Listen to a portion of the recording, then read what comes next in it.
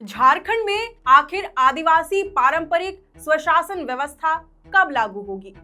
आसान शब्दों में कहें तो पेसा कानून कब लागू होगा, ये अभी तक एक बड़ा सवाल बना हुआ है।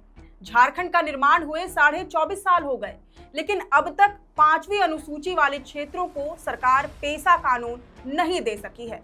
मगर अब कांग्रेस पार्टी इस मामले में अपने स्तर से पहल करती दिखाई दे रही है। पार्टी की ओर से बैठकें आयोजित की जा रही हैं, सुझाव मांगे जा रहे हैं।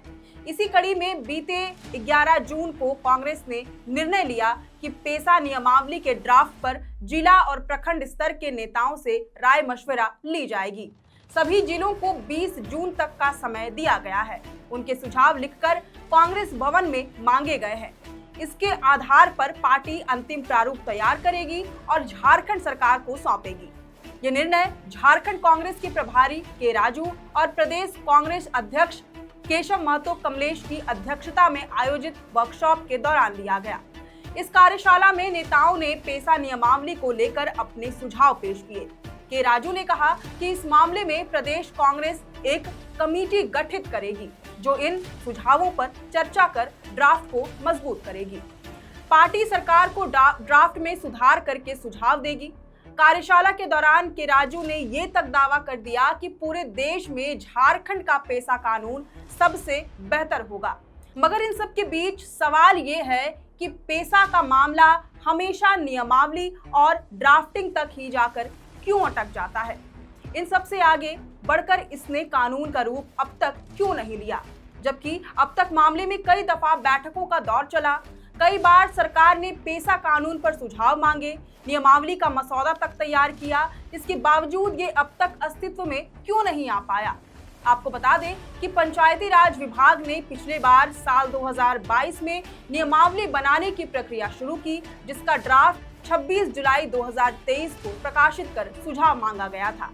इस ड्राफ्ट पर 250 से ज्यादा सुझाव और आपत्तियां प्राप्त हुई थी, लेकिन आदिवासी बुद्धिजीवी मंच ने गंभीर सवाल खड़े करते हुए प्रस्ताव को खारिज कर दिया था। मंच का साफ कहना था कि यह नियमावली असंवैधानिक है। इस मामले में जेपीआरए यानी कि झारखंड पंचायती राज एक्ट का कोई प्रावधान लागू नहीं हो सकता है। आदिवासियों की मांग एक स्वतंत्र इकाई के लिए थी, जहां आदिवासियों की पारंपरिक स्वशासन की व्यवस्था हो और इसमें सरकार का कोई दखल ना हो। ये मांग केवल पेसा के जरिए ही पूरी हो सकती थी, लेकिन सरकार ने इसके उलट पेसा को जेपीआरए के अधीन रखकर पेश किया। इस मामले को तब आदिवासी बुद्धिजीवी मंच हाईकोर्ट तक लेकर गया। इसके बाद से नियमावली को लेकर हाईकोर्ट में अलग अलग तारीखों में सुनवाई चलती रही।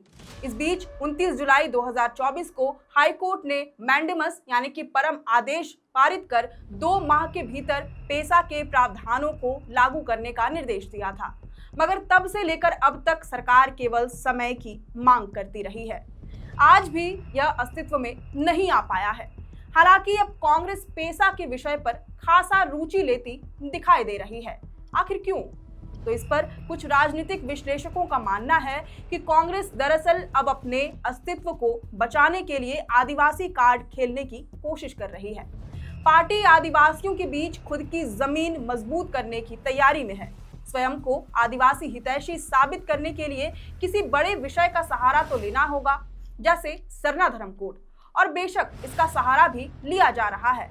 लेकिन आदिवासियों की एक प्रमुख मांग है, वह है पेसा कानून। इसके बगैर शेड्यूल्ड एरिया में राज करना मुश्किल है। कांग्रेस को अब ये बात समझ में आ गई है, इसलिए पार्टी अब इस मुद्दे को जोर शोर से उठा रही है और बैठकों, कार्यशालाओं का आयोजन कर रही है। साथ ही आम जनता से लेकर बुद्धिजीवियों से पेसा पर उनके सुझाव मांग रही है। हालांकि अब देखना होगा कि कांग्रेस की ये रणनीति कितनी कारगर सिद्ध होती है। अगर पार्टी के सुझावों के आधार पर पेसा का ड्राफ्ट तैयार हो जाता है और ये आदिवासियों के मांगों के अनुरूप होता है, तो बेशक इसमें कांग्रेस को सियासी गलियारों में एक नई दिशा मिल सकती है। मगर यदि पार्टी इसमें विफल साबित होती है तो हो सकता है कि आने वाले वक्त में वह अपना बना बनाया अस्तित्व भी खो दे। खैर, अब इस पूरे मसले पर आपकी क्या राय है, ये हमें कमेंट करके जरूर बताएं। अगर आपको ये वीडियो पसंद आया हो तो इसे जरूर से लाइक और शेयर करें। हमारे चैनल लोकतंत्र 19 को फेसबुक पर फॉलो और यूट्यूब पर सब्सक्राइब करना न भूलें। फिलहाल लेते हैं अलविदा। जोहार।